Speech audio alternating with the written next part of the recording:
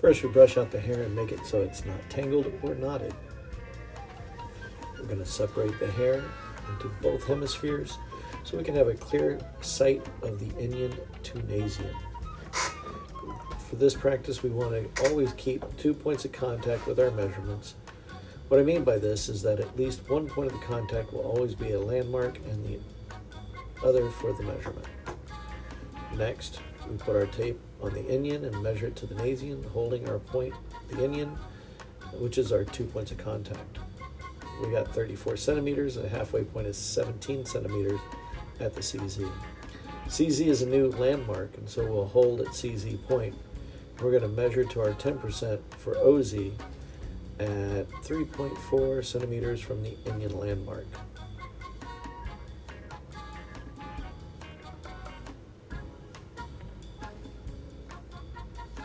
Next, we'll secure 2 points of contact at OZ to CZ, and then measure our 6.8 centimeters for PZ, which is 20%. Then you'll check your work measuring PZ to CZ, and you should have 6.8 as well. Next, move your 0 to CZ, then CZ measure to nasien, holding 2 points of contact, move at 6.8 for FC, and the same for FPZ, holding 0 FC to nasien, making 2 points of contact. Next, you'll mark your center line using your pen, continuing from the bridge of the nose as your point. You'll find your preauricular points on each side, putting 0 on the right, and putting our tape behind CZ while holding 2 points of contact. We'll mark our CZ vertically. For this, we got 32 centimeters, so CZ is at 16 centimeters. Then we'll mark 3.2 centimeters as our 10%, making sure we have 2 points of contact at our preauricular to our CZ. Next, move the tape, holding T3 and CZ, marking 20%, which is 6.4, and double check your work. You should have 6.4 from C3 to CZ. Then do the other from the other side. From here, we're going to again move up from the preauricular point at 0 to CZ, and so on and so forth. The reason that the 2 points of contact method is so important is that the more you move your tape when measuring, the more chances for error. By readjusting your tape at every measurement, you can get a few millimeters off, and that can quickly lead to a few centimeters over multiple measurements. While you're doing your measurements, if you're really good at math, you can do the addition and move your tape even less. Now we're going to part the hair and find our OZ.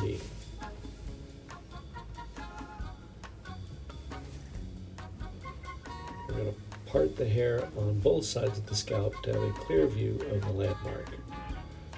Floss the tape to your OZ going around the circumference of your head, hitting our T3, T4, and FPZ spots. We're going to get a circumference of 55 centimeters. So that means that our 5% between FPZ and our FP positions is going to be 2.75 centimeters.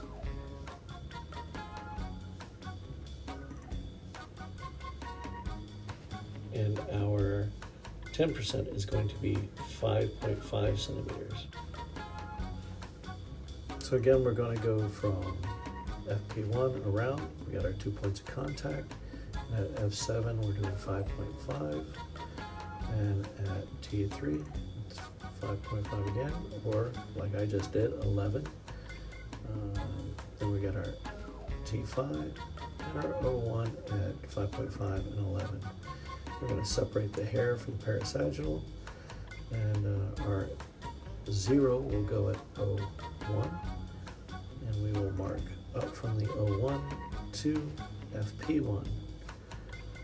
Our total here is 23, so we'll do half of 23, which is 11.5, and we'll do half again, or 25%, because that's half of 50. We'll mark out our P3, and then we'll put our 0 at our C3, 2 points of contact to FP1, and we'll do our 25% again.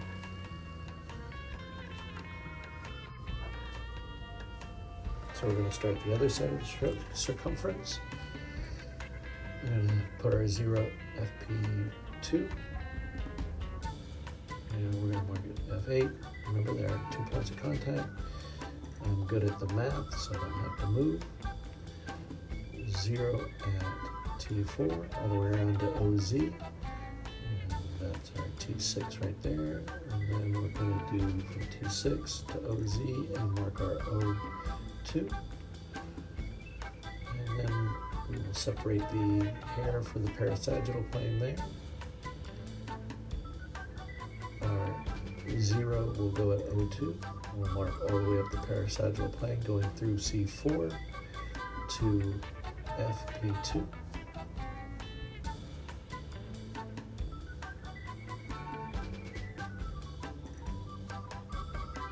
Now this measurement should be close to the parasagittal on the other side, and it is. We're at 23. So again, 11 and a half will be our measurement at our C4. And again, half of that, or 25% for our P4, and again 25% for our F4.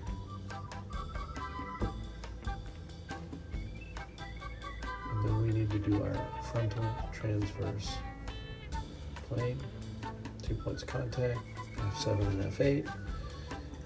Half that distance for FZ, making sure that we got alignment from FC and CZ.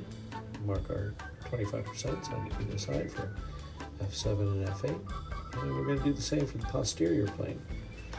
We're going to go from T5 to T6 through PZ. We'll do half the distance right there at PZ. And then 25% or half the distance of that. And the same on the other side for our P4. There it is. Now we can do A1 and A2. For us, it's routine. A1, A2, that bone right behind the ear.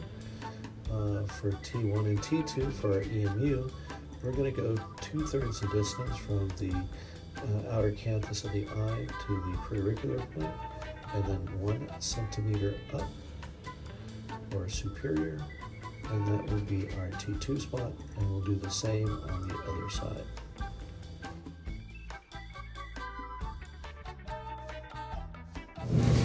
So here's a quick tutorial on scrubbing and applying the electrodes. Here we have way too much. You don't need that much. And this is way too little. You want to be like Goldilocks, just right.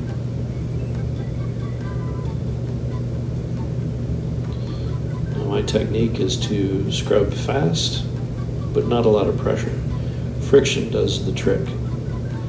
We don't want skin breakdown.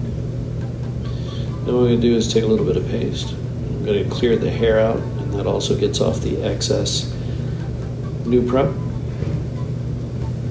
We're going to grab our wire. We're going to put a pea-sized amount onto the electrode. And we're going to aim the tail up between PZ and CZ. This is where all the wires come out. So we want our wires to head that way. And this is perforated tape. We'll put this on and secure it down. This is what we would use for a routine EEG. We're scrubbing again here. I put my fingers on either side of where the swab is and go back and forth vigorously, again without any pressure. Move the hair out of the way. Add a little paste to help that effort and to get rid of the 1020. I'm sorry, the new prep. Then I'm going to take the wire. Again, about a pea-sized amount of paste.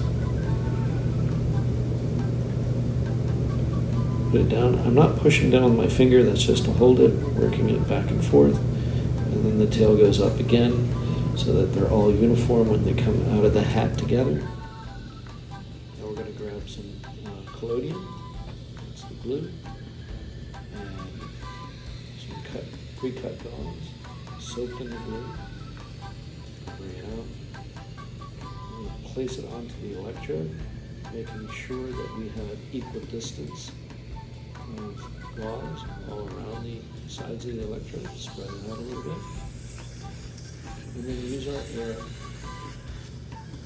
smoothing and moving around the electrode to secure it into place, making sure all four corners are secure.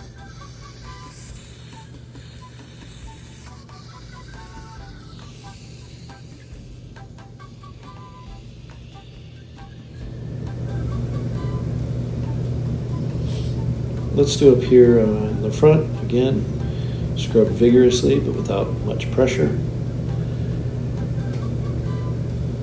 We're going to wipe away the excess. I'm going to hold my finger there and then put a little paste, marking the area. And we know that paste sticks well with paste. Put my skin saver down after we pull the wire. There's the skin saver.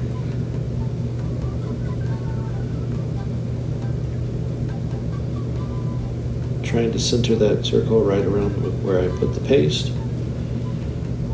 Again, a pea-size amount of paste. And center that right over the hole and match the tail with the skin saver, going back towards where all of our electrodes will come out.